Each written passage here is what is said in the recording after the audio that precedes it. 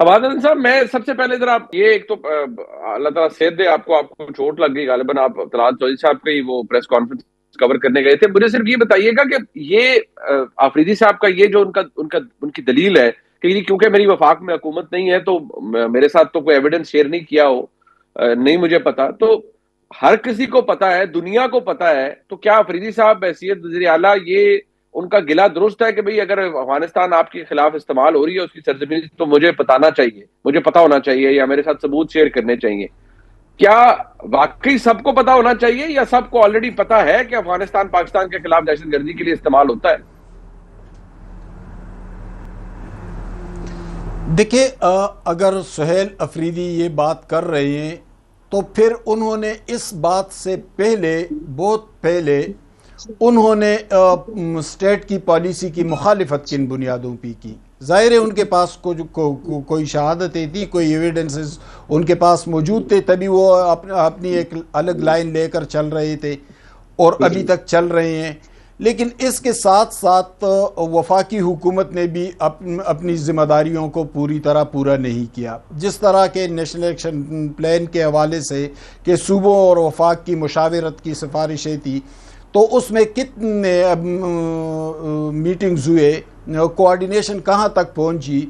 वही सूबा जो दहशतगर्दी का शिकार है, उस सूबे में पीटीआई की हुकूमत है, लेकिन कोऑर्डिनेशन इस हद तक है कि गुज़श्ता तकरीबन 3 महीने में वज़ीर आज़म और चीफ मिनिस्टर की शायद एक ही मुलाकात हुई है गालिबन, और उसके बाद कोई मुलाकात नहीं हुई, कोई कोऑर्डिनेशन नहीं है। वो अलग लाइन लेकर चल रहे हैं, वफाक की एक अलग पॉलिसी है, लेकिन हो क्या रहा है? हो वही रहा है।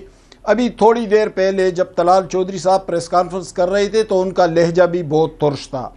उन्होंने कहा कि अगर आप वफाक की पॉलिसियों के साथ नहीं चलेंगे तो हम आपको अफगानिस्तान धकेल देंगे। तो भाई ये तो कोई जमहूरी रवैया आपका भी नहीं है।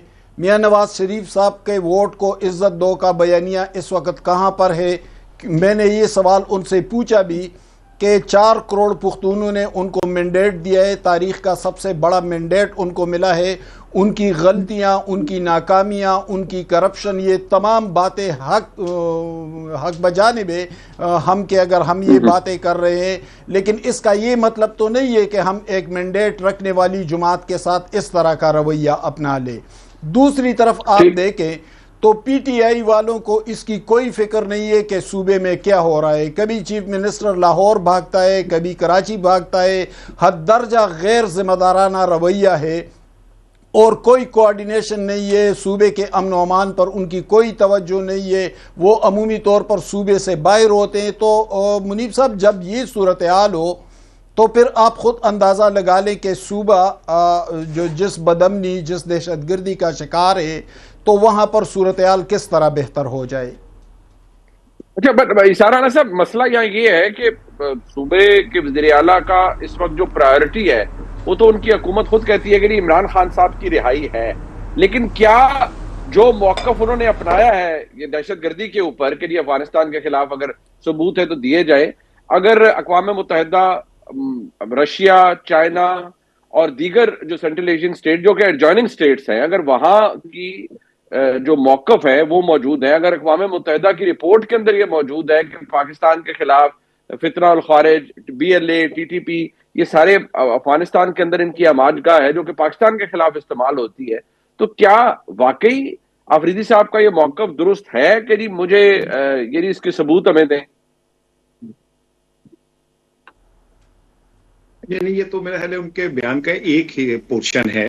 अदरवाइज तो जो उनकी गुफ्तगू है उसमें इम्पोर्टेंट चीज ये है कि जो ऑपरेशन होना है, अगर केपी हुकूमत को एतमाद में ले लिया जाए तो कोई बुराई की बात नहीं है।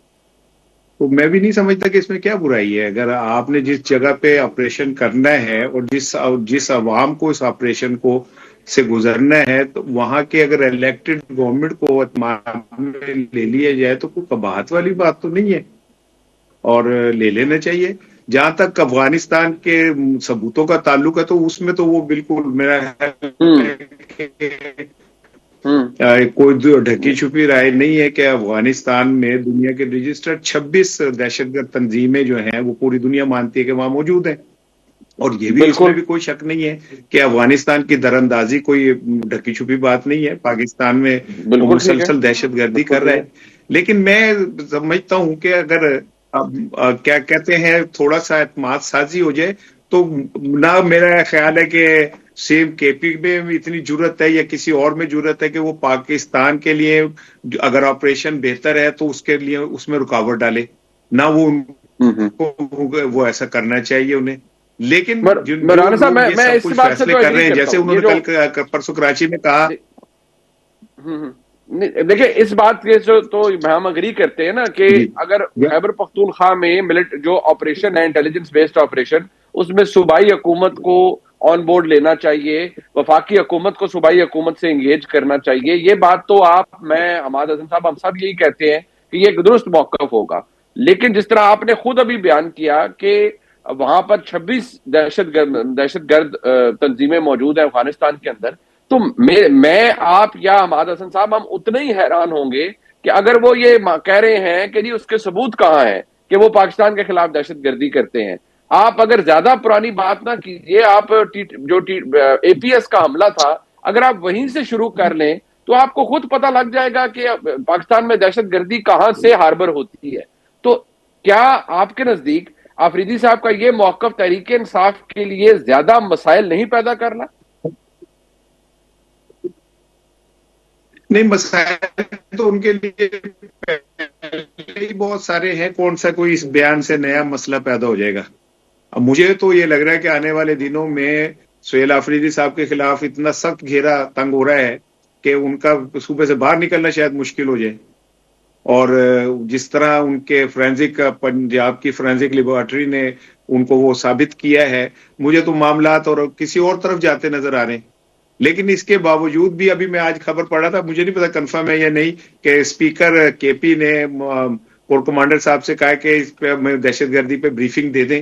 मेरा ख्याल it is the best point, जिसमें ये एतमाद साजी भी हो सकती है, ये जो थोड़ी सी दूरी है ये भी खत्म हो सकती है और उनको एतमाद में भी लिया जा सकता है। जाहिर है पाकिस्तानी फौज वहां पे जो ऑपरेशन कर रही है वो पाकिस्तान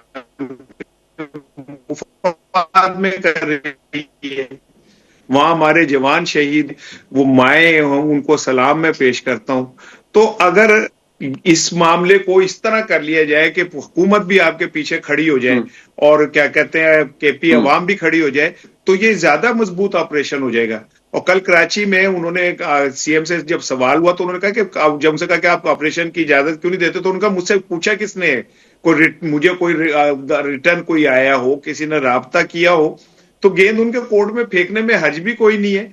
अगर एक उनकी तरफ गेंद फेंक दी जाए कि जी ऑपरेशन कर रहे हैं, तो उस पर फिर वो ऑफिशियल रद्द अमल दे देंगे, हाँ या ना में, तो पता चल जाएगा।